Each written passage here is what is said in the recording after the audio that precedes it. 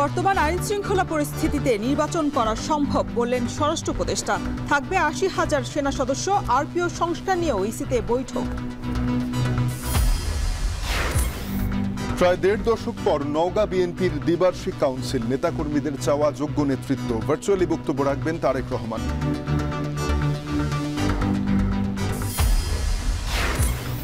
শেখ হাসিনা জয় পুতুলের প্লট জালিয়াতির ৩ মামলায় প্রথম সাক্ষ্য গ্রহণ।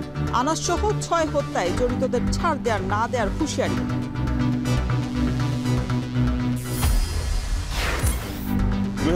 সালে পল্লবীতে পুলিশি নির্যাতনে জনি হত্যা মামলার আপিলে এসআই জাহিদের যাবজ্জীবন বহাল।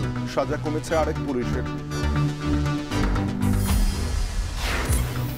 এবং গাজায় ইসরায়েলি বাহিনীর হামলায় আল জাজিরার ৫ সাংবাদিক নিহত। জাতিসংঘ সহ বিভিন্ন মানবাধিকার সংস্থার নিন্দা।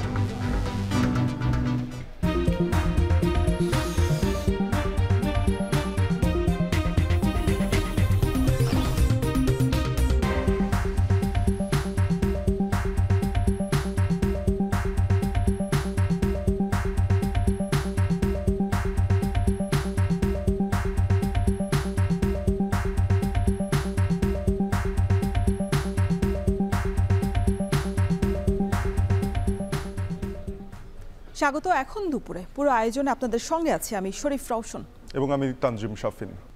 আগামী নির্বাচনে পুলিশের পাশাপাশি মাঠে থাকবে ৮০,০০০ সেনাবাহিনীর সদস্য।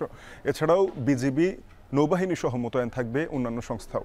ঢাকা ৩ আসনের ৩ নম্বর ভোটকেন্দ্র তেঘরিয়া উচ্চ বিদ্যালয় পরিদর্শন করে সাংবাদিকদের স্বরাষ্ট্র উপদেষ্টা আরও বলেছেন, আইন শৃঙ্খলা বাহিনী নির্বাচনের সব ধরনের প্রস্তুতি নিয়েছে। প্রার্থীরা চাইলে সুষ্ঠু নির্বাচন সম্ভব। এছাড়া বিগত সময়ে তরুণরা যারা ভোট দিতে পারেনি তারা যেন এবার সুষ্ঠুভাবে ভোট দিতে পারে সে ব্যাপারে সচেষ্ট থাকবে প্রশাসন। আরও জানাবেন মাহফুজা বৃষ্টি। বিগত ৩টি জাতীয় সংসদ নির্বাচনে ভোট জালিয়াতি সহ নানা অভিযোগে ভোট দিতে পারেননি বেশিরভাগ ভোটার। ফলে প্রশ্নবিদ্ধ হয় নির্বাচন। আগামী সংসদ নির্বাচন সামনে রেখে কাজ শুরু করেছে স্বরাষ্ট্র মন্ত্রণালয় সহ বিভিন্ন সংস্থা। সোমবার কেরানীগঞ্জে তেঘরিয়া উচ্চ বিদ্যালয় ভোটকেন্দ্র পরিদর্শন করেন স্বরাষ্ট্র উপদেষ্টা। এবার নির্বাচনে বিপুল পরিমাণ তরুণ ভোটার থাকবে জানিয়ে উপদেষ্টা বলেন, তাদের জন্য থাকছে আলাদা বুথ। এছাড়াও ভোটকেন্দ্রে বাড়তি পুলিশ সদস্যের পাশাপাশি মাঠে থাকবে ৮০,০০০ সেনাবাহিনী সদস্য। এছাড়াও বিজিবি, নৌবাহিনী সহ মোতায়েন থাকবে অন্যান্য সংস্থা। আমরা প্রতি কেন্দ্রে 2 জন থেকে 3 জন তো পুলিশ দিবই। তারপরে আমাদের মোবাইল হিসেবে এবার জানেন অন্য সময় আমরা আর্মি 30,000, এবার আমরা প্রায় 80,000-এর উপরে সেনাবাহিনী নিয়োগ করব, নৌবাহিনী নিয়োগ করব, সেনাবাহিনী নিয়োগ করব, বিজিবি নিয়োগ করবে এবং র্যাব এবং অন্যান্য বাহিনীতে থাকবে। আইন শৃঙ্খলা বাহিনী পর্যাপ্ত পরিমাণ থাকবে। নির্বাচন সুষ্ঠু করতে রাজনৈতিক দল ও জনগণ ও গণমাধ্যমের সহযোগিতা প্রয়োজন বলে জানান স্বরাষ্ট্র উপদেষ্টা। বর্তমানে আইন শৃঙ্খলা পরিস্থিতি যেরকম আছে তা দিয়ে সুষ্ঠু নির্বাচন করা সম্ভব বলে মন্তব্য করেন তিনি। সবাই নির্বাচনের জন্য উৎসব মুখর করছে, এটা আমরা না, জনগণ সবাই আমরা ইলেকশনটা চাচ্ছি এবং একটা শান্তিপূর্ণভাবে ইলেকশন হোক এটা চাচ্ছি। এই জন্য এটার জন্য যত ধরনের আমাদের প্রিপারেশন নেওয়ার আমরা প্রস্তুতি নিচ্ছি।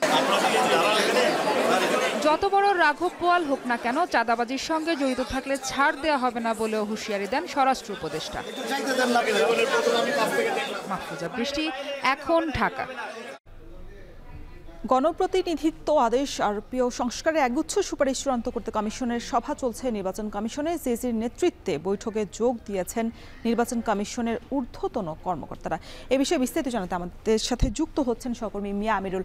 আমিরুল, জানাবেন যে এই যে এক আসনে এক প্রার্থী 2 আসনে ভোট করার যে বিধান সহ না ভোটের বিষয়ে এই সভায় সার্বিক পরিস্থিতি কি, বিস্তারিত জানাবেন।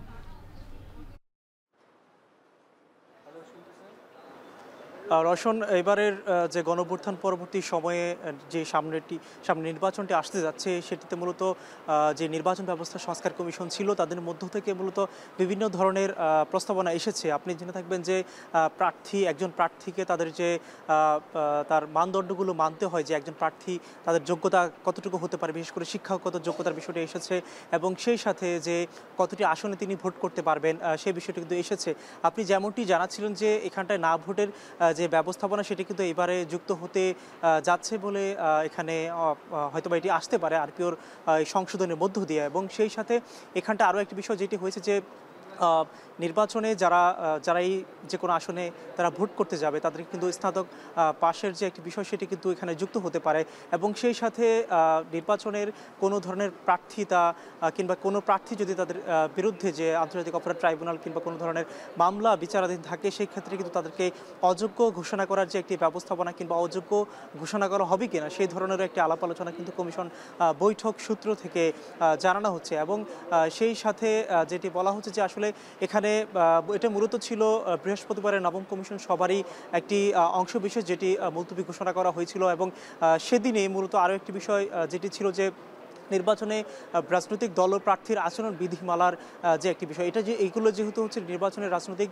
দল কিংবা প্রার্থীর ক্ষেত্রে বড় ধরনের প্রভাব ফেলতে যায় আরপিওর এই ধারাগুলো সেই ক্ষেত্রে মূলত কিন্তু এগুলো নিয়ে একটি যাচাই বাছাই চলছে। আপনি জেনে থাকবেন যে প্রার্থীর ক্ষেত্রে যে বিষয়টি এসেছে যে আসলে তাদের প্রচারণা তারা কী ধরনের ব্যবস্থাপনা নিতে পারবে এবং সেই সাথে এই যে বিষয়গুলো এসেছে একজন প্রার্থী সে নিজেকে প্রার্থী হিসেবে যোগ্যতা প্রমাণ করার জন্য কী কী ধরনের বিষয় আসলে মূলত তার লাগবে সেটি কিন্তু নির্বাচন কমিশন যাচাই বাছাই করছেন। আপনি জেনে থাকবেন যে প্রতিবারই কিন্তু এগুলো যাচাই বাছাই হয় কিংবা অবস্থার প্রেক্ষাপটে এগুলো কিন্তু পরিবর্তন হয়ে থাকে। এবারের যেহেতু অবস্থার প্রেক্ষাপটটা অন্যরকম বলা হচ্ছে যে এবারে অন্যতম ভালো একটি নির্বাচনের কথা সরকারের পক্ষ থেকে বলা হচ্ছে, নির্বাচন কমিশনের পক্ষ থেকে বলা হচ্ছে। সকালে আমরা দেখেছিলাম যে স্বরাষ্ট্র উপদেষ্টা তিনিও কিন্তু এমন একটা আভাস দিয়েছেন যে আসলে আইন শৃঙ্খলা রক্ষাকারী বাহিনী থেকে শুরু করে সব ধরনের ব্যবস্থাপনা তো বলা চলে সব মিলিয়ে কমিশনের যেহেতু এই দায়িত্বটি পরে কমিশনের উপর বর্তায় তারা কিন্তু সব মিলিয়ে বিচার বিশ্লেষণ করছে যে আসলে কিভাবে তারা করতে পারে। রওশন, নির্বাচন কমিশনে চলমান সভার সবশেষ পরিস্থিতি জানাতে যুক্ত ছিলেন সহকর্মী মিয়া আমিরুল। প্রায় 15 বছর পর অনুষ্ঠিত হচ্ছে নওগাঁয় জেলা বিএনপির দ্বিবার্ষিক কাউন্সিল সম্মেলনে নেতাকর্মীর ভিড়, তাদের চাওয়া যোগ্য নেতৃত্ব। ভার্চুয়ালি বক্তব্য রাখবেন দলের ভারপ্রাপ্ত চেয়ারম্যান তারেক রহমান। কনভেনশন হলের সামনে থেকে যুক্ত হচ্ছেন সহকর্মী মাজেদুর রহমান। মাজেদ, জানাবেন যে বিএনপির কোন নেতাকর্মীরা এই মুহূর্তে উপস্থিত হয়েছেন আর তারেক রহমান বক্তব্য কখন রাখবেন? হ্যাঁ রওশন, আপনি জানেন যে 15 বছর পরে নওগাঁ জেলা বিএনপি আজকে দ্বিবার্ষিক কাউন্সিল, আর এই কাউন্সিলকে ঘিরে কিন্তু এখানে আনন্দ ঘন একটি পরিবেশ বিরাজ করছে। আপনারা দেখতে পাচ্ছেন যে আজকে যে এখানে সম্মেলন, সেই সম্মেলন কিন্তু 1:15 শুরু হয়েছে এবং কেন্দ্রীয় যে নেতৃবৃন্দ সেই নেতৃবৃন্দ কিন্তু এখানে এসেছে।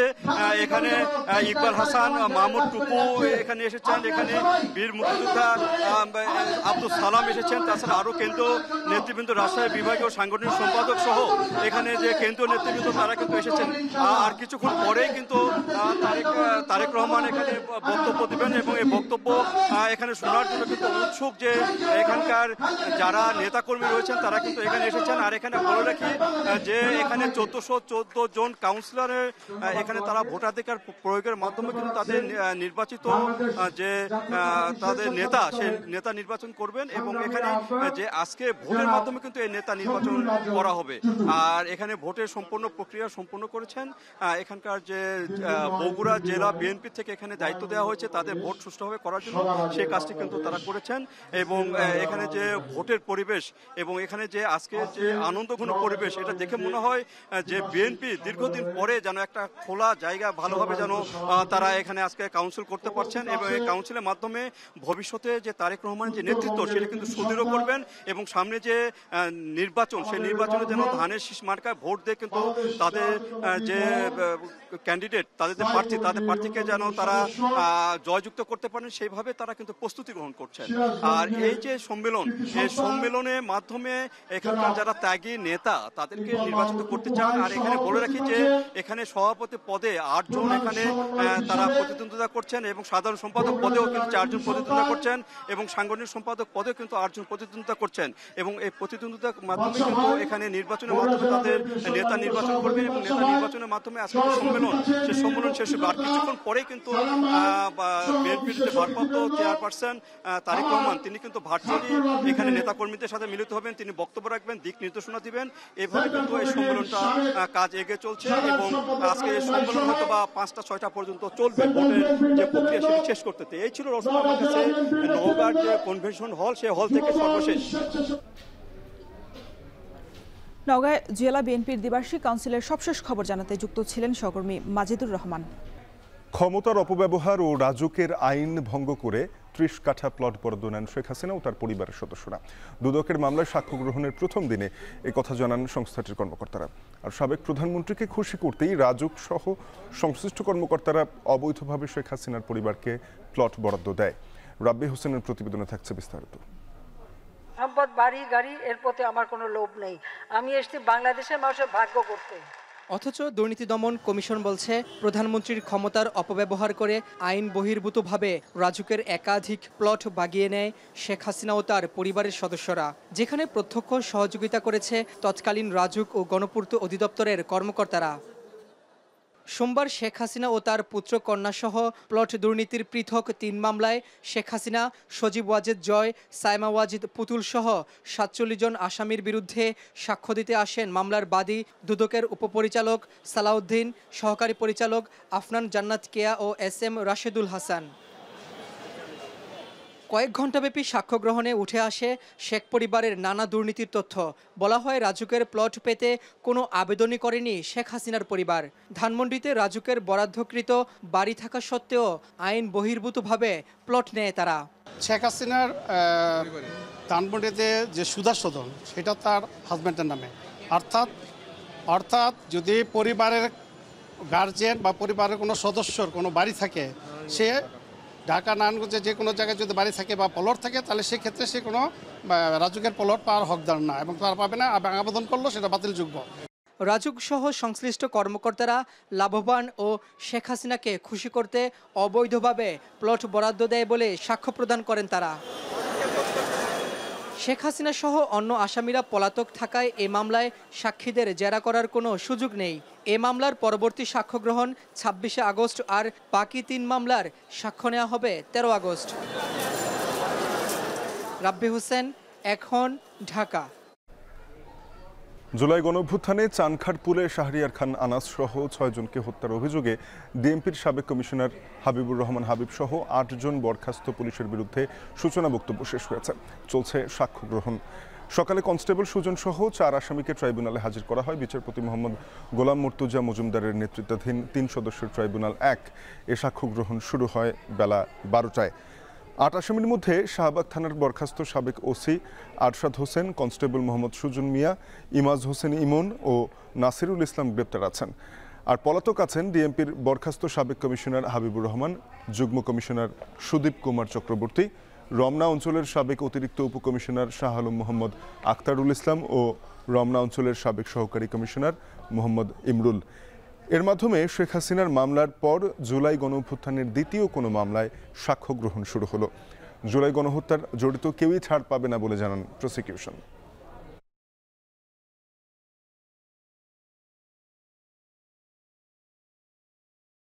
আজকে প্রথম সাক্ষ্য গ্রহণ হচ্ছে এবং প্রথম সাক্ষী দিচ্ছেন শহীদ শাহরিয়ার খান আনাসের বাবা এবং মা, এবং এরপরে যারা প্রত্যক্ষদর্শী আছেন একের পর এক সাক্ষ্য দিতে থাকবেন। আমরা শুধু এই মেসেজটা দিতে চাই, যারা মনে করেছিলেন যে বাংলাদেশে গণহত্যা চালিয়ে পার পাওয়া যাবে, যারা মনে করেছিলেন পরবর্তীতে প্রতিবিপ্লব ঘটাবেন অথবা অন্য কোনোভাবে এই বিচারটাকে বানচাল করার চেষ্টা করা যাবে, তাদের জন্য ক্লিয়ার মেসেজ, যারা অপরাধ করেছেন তারা কেউ ছাড় পাবেন না। বিচারের প্রক্রিয়া কোনো অবস্থাতেই বন্ধ হবে না। 2014 সালে পল্লবীতে পুলিশি হেফাজতে নির্যাতনের জনি হত্যা মামলার আপিলের রায়ে এসআই জাহিদের যাবজ্জীবন সাজা বহাল রেখেছেন আদালত। আরেক পুলিশ সদস্য রাশিদুল হাসানের যাবজ্জীবন থেকে সাজা কমিয়ে 10 বছর করা হয়েছে। এছাড়া পুলিশের এক সোর্সকে খালাস দিয়েছেন হাইকোর্ট। পলাতক 2 জন আপিল না করতে পারায় তাদের সাজা নিয়ম অনুযায়ী বহালই রয়েছে। আদালতের রায়ে অসন্তোষ প্রকাশ করেছে নিহতের পরিবার। বিস্তারিত প্রতিবেদনে। 2014 সালের 8 ফেব্রুয়ারি সন্ধ্যায় পল্লবী ইরানি ক্যাম্পে বিল্লালের গায়ে হলুদের অনুষ্ঠানে পুলিশের সোর্স সুমন নারীদের সঙ্গে অশালীন আচরণ করেন। এ সময় সেখানে থাকা গাড়ি চালক জনি ও তার ভাই ইমতিয়াজ সোর্স সুমনকে চলে যেতে বলেন।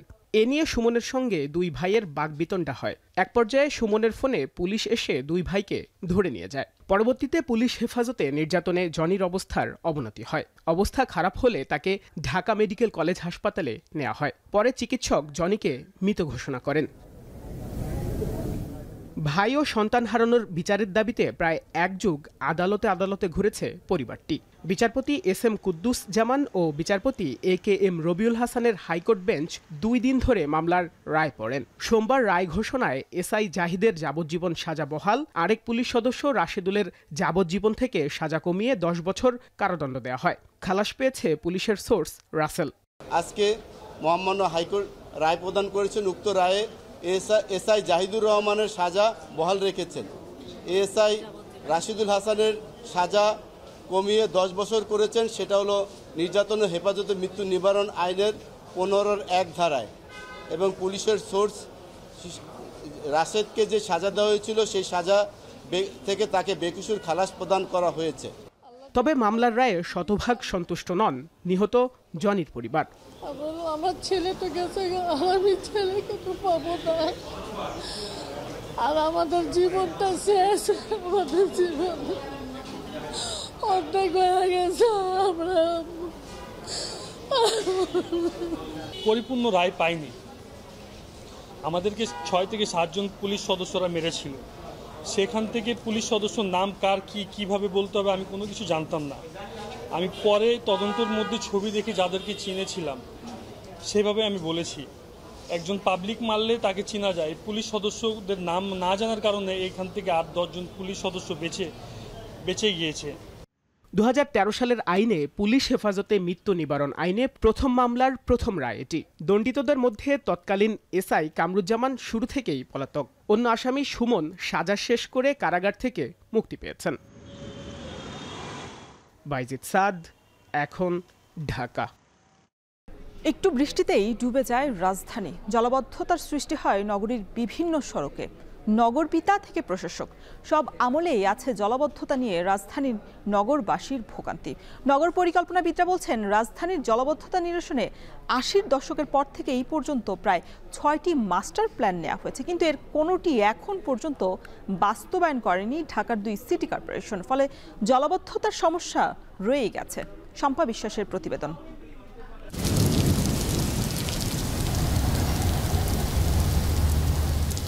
মাত্র ঘন্টা 2-3-এর মাঝারি বৃষ্টি, যাকে আর যাই হোক কোনো অস্বাভাবিক বৃষ্টি অন্তত বলা যায় না। আর এইটুকু বৃষ্টিতেই ডুবে গেছে ঢাকা দক্ষিণ সিটি কর্পোরেশনের অধীনে থাকা নিউ মার্কেট এলাকা। 1988 সালের এক প্রজ্ঞাপনে ঢাকা মহানগরীর বৃষ্টির পানি নিষ্কাশনের দায়িত্ব ঢাকা ওয়াসাকে দেয়া হয়। তখন থেকে জলাবদ্ধতা নিরসনের অংশ হিসেবে ঢাকা ওয়াসা 26টি খাল এবং 385 কিলোমিটার দৈর্ঘ্যের বড় আকারের নালা দেখভাল করত। 2020 সালের 31 ডিসেম্বর ওয়াসার অধীনে থাকা সব নালা এবং খাল ঢাকার 2 সিটি কর্পোরেশনের কাছে হস্তান্তর করে সংস্থাটি। কিন্তু বারবার অভিভাবক পরিবর্তন হলেও রাজধানীর জলাবদ্ধতার চিত্রের কোনো পরিবর্তন হয়নি। চলতি বছর যতবার বৃষ্টি হয়েছে তাতে দক্ষিণ সিটির যে এলাকাগুলোতে সবচেয়ে বেশি জলাবদ্ধতার সৃষ্টি হয়েছে তার মধ্যে new market, Dhanmondi hawkers market এবং পুরান ঢাকার আগা সাদেক সড়ক অন্যতম। অল্প বৃষ্টি হলে রাজধানীর যেসব জায়গায় পানি জমে তার মধ্যে অন্যতম এই নায়েম সড়ক। স্থানীয়রা জানান, ঢাকা দক্ষিণ সিটি কর্পোরেশনের ঢাকা কলেজের পেছনের এই সড়কে ঘণ্টাখানেকের বৃষ্টিতেই পানি জমে কোমর পর্যন্ত এবং সেই পানি নেমে যেতে সময় লাগে 1 থেকে 2 দিন পর্যন্ত। ফলে চরম ভোগান্তিতে পড়েন বাসিন্দারা। জলাবদ্ধতার যন্ত্রণায় অতিষ্ঠ এই এলাকার বাসিন্দারা আমাদের দেখে ছুটে এলেন তাদের সমস্যার কথা জানাতে। 1-2 ঘন্টা একটু ঘন বৃষ্টি হলেই তখন জলাবদ্ধতা শুরু হয়ে যায়। আগে যেভাবে পানি নামতো এখন সেটাও নামে না, এখন আরো অনেক কম পানি নামে, যা এটা 12 ঘন্টা পর্যন্ত পানি থাকে এখানে। সকালে হয়তো মেয়ের পরীক্ষা আছে, মেয়ে ইউনিভার্সিটিতে যাবে, কিভাবে যাব, একটা আতঙ্কের মধ্যে থাকি, একটা চিন্তার মধ্যে থাকি। এখানে আমরা বহুবার চেষ্টা করেছি, সিটি কর্পোরেশনের সাথে আলোচনা করেছি, কিন্তু কোনোটাই সুরা হচ্ছে না এ পর্যন্ত। এত দৈন্যদশা এবং দুর্দশার মধ্যে আমরা এখানে বসবাস করতেছি। আমরা এই বর্তমান গভর্নমেন্টের কাছে এটা প্রতিকার চাই।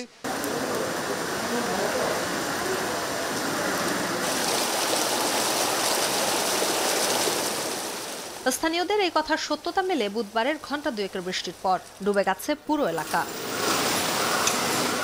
এমন পরিস্থিতিতে নগর পরিকল্পনাবিদরা বলছেন, রাজধানীর জলাবদ্ধতা নিরসনে 80-র দশকের পর থেকে এই পর্যন্ত প্রায় 6টি মাস্টার প্ল্যান নেওয়া হয়েছে, কিন্তু এর কোনোটি এখন পর্যন্ত বাস্তবায়ন করেনি ঢাকার 2 সিটি কর্পোরেশন। ফলে জলাবদ্ধতার সমস্যা রয়ে গেছে।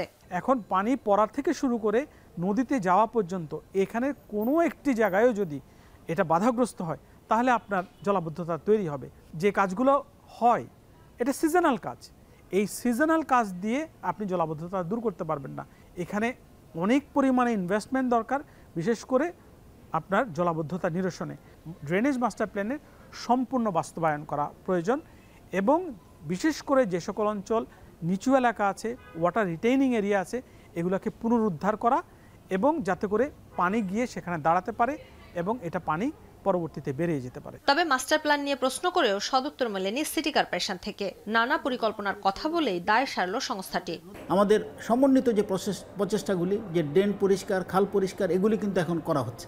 সো আমরা যখনই হেভি বৃষ্টি হচ্ছে তখন কিন্তু আমরা আমাদের লোকের পাশাপাশি যাদেরকে আমরা কন্ট্যাক্ট দিয়েছি তাদেরকে আমরা ওখানে নামিয়ে দিই। আমরা যতই পানি হোক, আমরা যদি পানিটা আউটলেটটা যদি না বাড়াইতে পারি তার ফ্লোটা তো বাড়বে না। সো আমরা আউটলেটগুলি বাড়ানোর পদক্ষেপ নিয়েছি এবং ওই যে বুড়িগঙ্গা সাইডে যেখান দিয়ে পানিগুলি বের হয় সেখানে কিন্তু আমরা অলরেডি এই অচিরে আমরা আউটলেটগুলি ক্লিয়ার করার চেষ্টা করব, যেন পানির ফ্লোটা আসলেই যেন তাড়াতাড়ি বের হয়ে যেতে পারে। জলাবদ্ধতা নিরসনে দুই সিটি কর্পোরেশন বিভিন্ন সময়ে খাল, নালা এবং ড্রেন পরিষ্কারের কথা বলে, তবে সংস্থা দুটি এগুলো সুষ্ঠু মনিটরিং করে না। তাই নগর পরিকল্পনাবিদদের পরামর্শ জলাবদ্ধতা নিরসনের সুপরিকল্পিত উদ্যোগ গ্রহণের। শম্পা বিশ্বাস, এখন, ঢাকা। রাজধানীর মৌচাকে একটি বেসরকারি হাসপাতালের পার্কিংয়ে প্রাইভেট কার থেকে রক্তাক্ত দুজনের মরদেহ উদ্ধার করা হয়েছে। সেখানে আছেন সহকর্মী তৌহিদুল তারেক, সরাসরি যাব তার কাছে। তারেক, আইন শৃঙ্খলা বাহিনী কি বলছে, এই হত্যাকাণ্ড কবে হতে পারে, মরদেহগুলো কখন উদ্ধার করা হলো, আমাদের জানাবেন সবশেষ অবস্থা।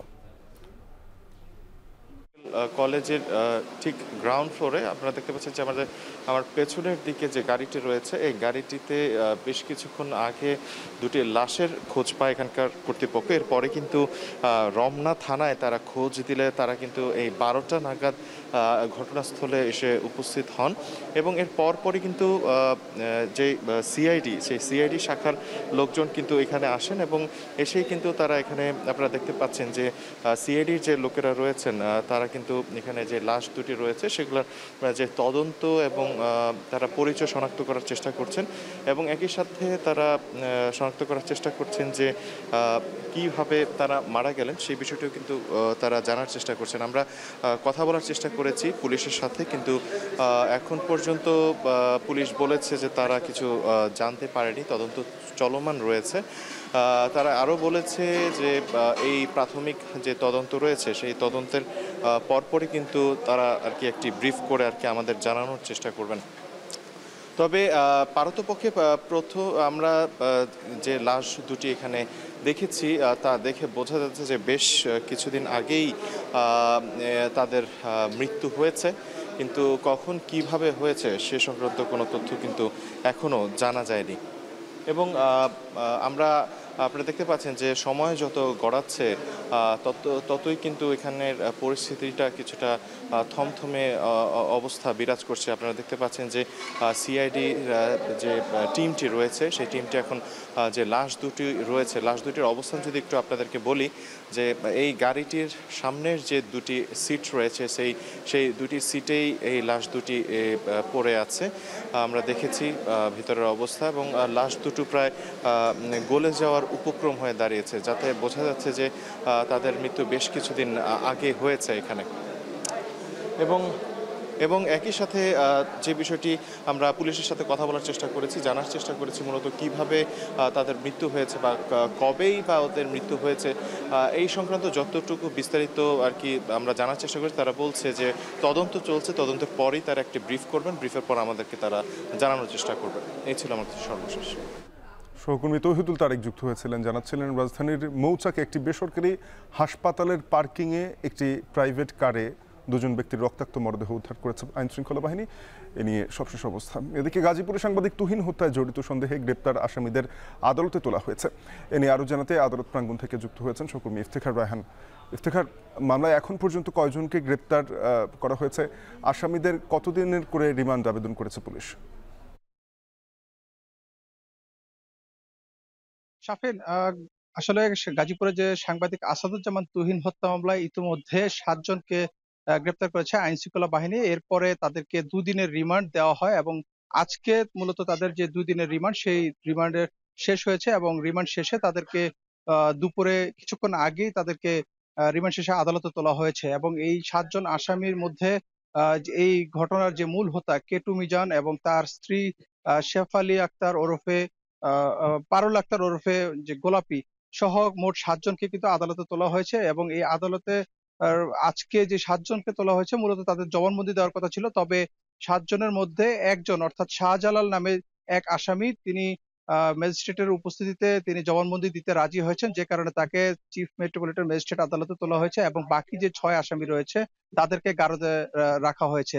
এবং আমরা মামলা তদন্ত কর্মকর্তার সাথে কথা বলেছিলাম, তিনি জানিয়েছেন যেহেতু আসামি শাহজালাল 164 ধারায় জবানবন্দি দিতে রাজি হয়েছেন, যে কারণে তাকে জবানবন্দি শেষ করে তাকে জেল হাজতে প্রেরণ করা হবে। পাশাপাশি বাকি যে 6 আসামি যারা এই ঘটনার সাথে জড়িত থাকার কথা এখনো পর্যন্ত স্বীকার করেনি তাদেরকে পুনরায় রিমান্ডের জন্য আবেদন করা হবে এবং রিমান্ড কতদিন করে তাদেরকে রিমান্ড দেওয়া হবে সেটি আসলে আদেশ দেওয়ার পরে কিন্তু জানা যাবে।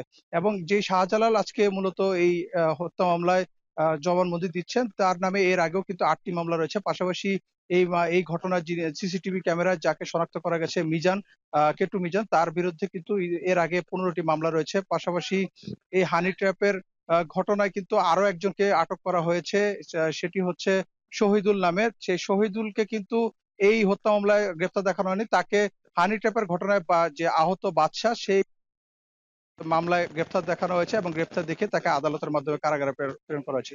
তো বলা যায় যে এখন পর্যন্ত এই মামলার একজন জবানবন্দি আদালতে দিচ্ছেন আজকে। তো এই ছিল আমার কাছে গাজীপুর থেকে সবশেষ তথ্য। শাফিন।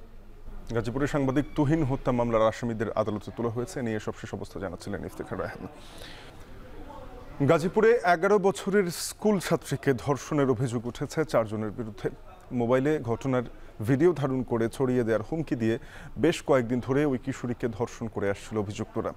গতকাল সন্ধ্যায় ভুক্তভোগীর বাবা বাদী হয়ে জেলার শ্রীপুর থানায় মামলা করেন। ভুক্তভোগীর পরিবার জানায় প্রায় 15 দিন আগে স্কুল থেকে ফেরার পথে একটি দোকানে অভিযুক্তরা তাকে কোল্ড ড্রিঙ্কসের সাথে ঘুমের ওষুধ মিশিয়ে পান করায়।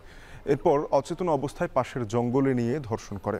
এ সময় অভিযুক্তরা ধর্ষণের ভিডিও ধারণ করে ইন্টারনেটে ছড়িয়ে দেওয়ার হুমকি দেয় বলে জানান ভুক্তভোগীর বাবা। এর আগে বৃহস্পতিবার বিকেলে স্কুল থেকে ফেরার পথে আবারও অভিযুক্তরা ভুক্তভোগীকে জোরপূর্বক সংঘবদ্ধ ধর্ষণ করে। এক পর্যায়ে অচেতন হয়ে পড়লে ওই কিশোরীকে জঙ্গলের পাশে ফেলে পালিয়ে যায় তারা। এদিকে খোঁজাখুঁজির এক পর্যায়ে কিশোরীকে জঙ্গলের পাশে পড়ে থাকতে দেখে বাড়ি লোকজন। পুলিশ জানায় আসামিদের আটক করতে অভিযান অব্যাহত রয়েছে। ছোট একটা বাচ্চার সাথে যে এরকম একটা আচরণ করলো, এই আচরণের সুস্থ আমরা একটা বিচার চাই, কারণ আমাদেরও ছেলে মেয়ে আছে, ওরা বড় হইতেছে, ওদের সাথে যে এরকম ঘটনা ঘটবে না তার কোনো নিশ্চয়তা আমাদের নাই। তারা 4 জন এই নাবালক মেয়েটারে একের পর এক দর্শন করে গেছে এবং তার বাবা এই ব্যাপারে থানার আশ্রয় নিছে। তারা শিশুকে ইউটিলাইজ করে ব্ল্যাকমেইল করে ধর্ষণ করেছে, সকালে বিচার কামনা করি। কাউরায় একটি ধর্ষণের ঘটনা ঘটেছে, এর পরিপ্রেক্ষিতে মোস্তফা একটি অভিযোগ দায়ের করে অভিযোগের প্রেক্ষিতে থানায় নিয়মিত মামলা রুজু করা হয়েছে। আসামিদেরকে গ্রেপ্তারের জন্য বিভিন্ন স্থানে অভিযান পরিচালনা করা হয়েছে। অপহরণের 2 মাস পার হলেও ময়মনসিংহের ঈশ্বরগঞ্জে 6ষ্ঠ শ্রেণীর স্কুল ছাত্রীকে এখনও উদ্ধার করতে পারেনি পুলিশ। ঘটনার দিনই পরিবার মামলা করতে চাইলেও নেওয়া হয় সাধারণ ডায়েরি। তবে পুলিশ বলছে ভুক্তভোগীকে উদ্ধারে তৎপরতা চলছে। এদিকে মেয়েকে হারিয়ে পাগল প্রায় স্বজনরা। আইনজীবীরা বলছেন ওই শিক্ষার্থীকে উদ্ধারে চরম অবহেলা করছে আইনশৃঙ্খলা বাহিনী। হারুনুর রশিদের প্রতিবেদন, ছবি তুলেছেন জাহাঙ্গীর আকন্দ। শান্ত দিঘির পার মাচায় কুড়ি থেকে ফুটেছে স্নিগ্ধ ফুল। বিষণ্ণ পোষা কবুতরটিও, প্রিয় সাদা মোরগটারও মন ভার। অশ্রুসিক্ত বাবা নিয়মিত বারান্দায় বসে থাকেন একমাত্র মেয়ের ফিরে আসার অপেক্ষায়। শূন্য ঘরে থরে থরে সাজানো বইয়ে মেয়ের স্পর্শ খোঁজেন মা।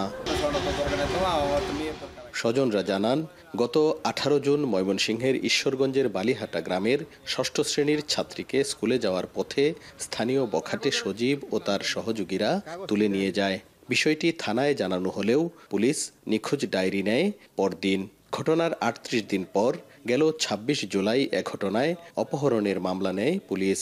মামলায় 5 জনকে অভিযুক্ত করা হলেও এখনও কেউ গ্রেফতার হয়নি। মেয়ে উদ্ধার না হওয়ায় ক্ষোভ জানান স্বজনরা। সবসময় মেয়েটা ছেলেটা আমাকে প্রশ্ন করে, আমার আপু নেই, আমার আপু কোথায়, আমার আপুকে এনে দাও। জানি না আমার মেয়েটা কোথায়, কিভাবে আছে, আজও বেঁচে আছে কিনা। আমার মেয়েকে উদ্ধার করে দিন আপনারা। মেয়ে স্কুলে যাওয়ার পথে সজীব মেয়ে নামে এক ছেলে মেয়েটাকে আমার অপহরণ করে নিয়ে যায়। তো সাথে সাথে আমি থানা যায় অবহিত করি, শিশু বাচ্চা অপহরণ করছে। তার কাছ থেকে আমি কোনো রেসপন্স পাইনি। সে আশ্বাস দিয়ে আর বিভিন্ন তাল বানা দিয়ে সময় নিয়ে এই পর্যন্ত প্রায় 2 মাস হয়ে গেছে। আমি সুষ্ঠু বিচার চাই। এটা আমি মেয়েটাকে যে সরকার উদ্ধার করে, এটা আমার একান্ত দাবি। প্রশাসন যদি সদয় হইতো আরও বা চেষ্টাটা আরও বেশি করতো, তাহলে হয়তো তাকে উদ্ধার করা সম্ভব হতো। আমাদের অনতিবিলম্বে যাতে এই মেয়েটাকে পাওয়া যায়। ভুক্তভোগী এখনও উদ্ধার না হওয়াকে পুলিশের অবহেলা বলে মনে করেন আইনজীবীরা। তবে পুলিশের বক্তব্য গদবাঁধা। এখন পর্যন্ত মেয়েটাকে উদ্ধার করা সম্ভব হয়নি। আমরা চেষ্টা করতেছি, এখনো বিভিন্ন জায়গায় যেখানেই সংবাদ পাচ্ছি সেখানেই যাচ্ছি, উদ্ধারের জন্য চেষ্টা করতেছি। 12 বছরের শিশু, তাকে অপহরণ হওয়ার 24 ঘন্টার ভিতরে তার ব্যবস্থা গ্রহণ করা তার জন্য বাধ্যতামূলক। সে যদি এইভাবে ব্যবস্থা না করে 2 মাস অতিবাহিত হওয়ার পরে যদি সে ব্যবস্থা না নেয়, তাহলে সেটা হলো তার অসদাচরণ শুধু না, পেশাগত দায়িত্ব অবহেলার জন্য সে শাস্তিযোগ্য অপরাধের আওতায় আসবে প্রশাসনিকভাবে। এ ধরনের ঘটনায় দ্রুত পদক্ষেপ নিতে উচ্চ আদালতের নির্দেশনা রয়েছে বলেও জানান এই আইনজীবী। হারুনুর রশিদ, এখন, ময়মনসিংহ।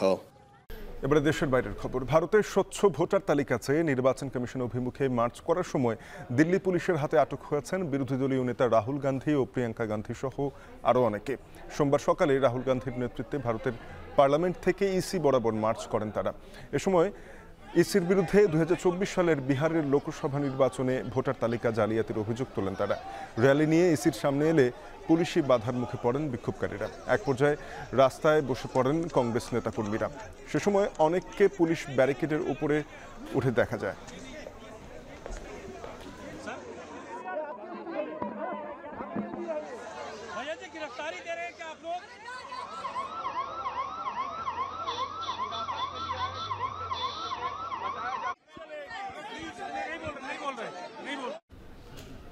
গাজায় গণহত্যা এবং অনাহারে ধুঁকতে থাকা মানুষের দৃশ্য তুলে ধরায় প্রাণ দিতে হলো আল জাজিরার আনাস আল শরীফ সহ 5 সাংবাদিককে। এই ঘটনায় বিশ্বজুড়ে নিন্দার ঝড় বইছে। হত্যার দায় স্বীকার করে ইসরায়েল বলছে হামাসের একটি সশস্ত্র সেলের প্রধান ছিলেন আনাস। এদিকে জাতিসংঘের নিরাপত্তা পরিষদের জরুরি অধিবেশনে গাজা শহর দখলে ইসরায়েলি পরিকল্পনার নিন্দা জানিয়েছেন বিভিন্ন দেশের প্রতিনিধিরা। তবে সাফাই গাইলেন যুক্তরাষ্ট্রের প্রতিনিধি। তৌহিদুর রহমানের প্রতিবেদন। জীবনের ঝুঁকি নিয়ে গাজায় ইসরায়েলি আগ্রাসনের খবর তুলে ধরাই কাল হয়ে দাঁড়ালো সাংবাদিক আনাস আল শরীফ সহ আল জাজিরার 5 সাংবাদিক। আল শিফা হাসপাতালের পাশে তাঁবুতে হামলা চালিয়ে তাদের হত্যা করেছে ইসরায়েলি বাহিনী। এই ঘটনাকে সাংবাদিকদের উপর পরিকল্পিত ও প্রকাশ্য হামলা হিসেবে আখ্যা দিয়েছে আল জাজিরা। ঘটনার নিন্দা জানিয়ে ফিলিস্তিনে থাকা জাতিসংঘ মিশন বলছে গণহত্যা ও ক্ষুধার্ত ফিলিস্তিনিদের দৃশ্য তুলে ধরার জন্যই এই হত্যাকাণ্ড। সাংবাদিক হত্যায় উদ্বেগ ও সমবেদনা জানিয়েছে বিভিন্ন দেশের জাতীয় প্রেস ক্লাব। নিন্দার ঝড় বইছে বিশ্বজুড়ে। অথচ ইসরায়েল দাবি করছে আনাস আল শরীফ হামাসের একটি সশস্ত্র সেলের প্রধান ছিলেন। এদিকে ত্রাণ আনতে যাওয়া ক্ষুধার্ত গাজাবাসীদেরও প্রতিদিন হত্যা করছে ইসরায়েল।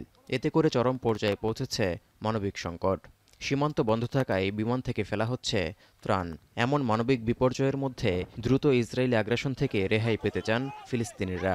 الوضع صعب جوا، في شهداء، في اصابات، احنا بدنا تكون لقمتنا ممنه حتى تصل لاصحابها، لحنا تعبنا. يصير طخ كثير علينا واصابات وموت وشهداء ودنيا وما فيش شيء تتخبى وراه اصلا. এর মধ্যেও গাজা উপত্যকা দখলের পরিকল্পনাই দ্রুত যুদ্ধ শেষ করার সবচেয়ে ভালো উপায় বলে মন্তব্য করলেন Netanyahu. Israel Security Cabinet instructed the IDF to dismantle the 2 remaining Hamas strongholds in Gaza City and the central camps. Contrary to false claims, this is the best way to end the war and the best way to end it speedily. রোববার জাতিসংঘের নিরাপত্তা পরিষদের জরুরি অধিবেশনে Israeli আগ্রাসন ও গাজা দখলে সাম্প্রতিক পরিকল্পনার নিন্দা জানিয়েছে বিভিন্ন দেশের প্রতিনিধিরা। এমনকি গাজায় চলমান দুর্ভিক্ষ পরিস্থিতি নিয়েও উদ্বেগ প্রকাশ করা হয়। 必须坚决反对占领加沙的企图。近日，以色列安全内阁批准接管加沙计划，中方对此表示严重关切。 In Gaza, children and babies are suffering from starvation. Hundreds of civilians have been killed trying to access basic food supplies. This inhumanity cannot be justified. We have a clear message for Israel. Urgently and permanently lift all restrictions on aid delivery. জরুরি অধিবেশনে ইসরায়েলের হয়ে সাফাই গাইলেন জাতিসংঘে নিযুক্ত মার্কিন প্রতিনিধি Dorothy শিয়া। বলেন, ইসরায়েলকে নিয়ে নিন্দা ও মিথ্যাচারের মাধ্যমে হামাসকে উৎসাহিত করার কারণেই সাম্প্রতিক যুদ্ধবিরতি আলোচনা ভেস্তে গেছে। The government of Israel did not make its decision to advance its military campaign in a vacuum, but after months of Hamas's intransigence. Hamas refuses to accept a ceasefire and continues to torture the hostages. গাজায় 670 দিনেরও বেশি সময় ধরে চলা Israel আগ্রাসনে এখন পর্যন্ত প্রাণহানি ৬১,৪০০ ছাড়িয়েছে। অনাহার অপুষ্টিতে মৃতের সংখ্যা বেড়ে ২০০ ছাড়িয়েছে, যার মধ্যে শতাধিকই শিশু। তৌহিদুর রহমান, এখন বিশ্ব। শেষ করছি এখন দুপুর। তার আগে আবারও জানাবো শিরোনামগুলো। বর্তমান আইন শৃঙ্খলা পরিস্থিতিতেই নির্বাচন করা সম্ভব বললেন স্বরাষ্ট্র উপদেষ্টা। থাকবে ৮০,০০০ সেনা সদস্য। আরপিও সংস্কার নিয়ে ইসিতে বৈঠক। প্রায় ১.৫ দশক পর নওগাঁ বিএনপির দ্বিবার্ষিক কাউন্সিল, নেতাকর্মীদের চাওয়া যোগ্য নেতৃত্ব। ভার্চুয়ালি বক্তব্য রাখবেন তারেক রহমান।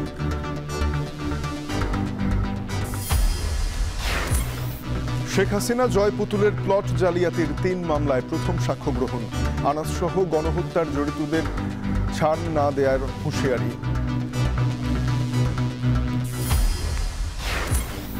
২০১৪ সালে পল্লবীতে পুলিশি নির্যাতনে জনি হত্যা মামলার আপিলে এসআই জাহিদের যাবজ্জীবন বহাল, সাজা কমেছে আরেক পুলিশের। মৌচাকে বেসরকারি হাসপাতালের পার্কিংয়ে প্রাইভেট কার থেকে 2 যুবকের রক্তাক্ত মরদেহ উদ্ধার। তদন্তে কাজ করছে ফরেনসিক টিম। এই ছিল এখন দুপুরের আয়োজন। এখন টেলিভিশন ওয়েবসাইটে দেখতে ভিজিট করুন www.ekhon.tv। যুক্ত থাকুন ফেসবুকে facebook.com/tv.ekhon এবং ইউটিউবে দেখুন youtube.com/c/ekhon tv।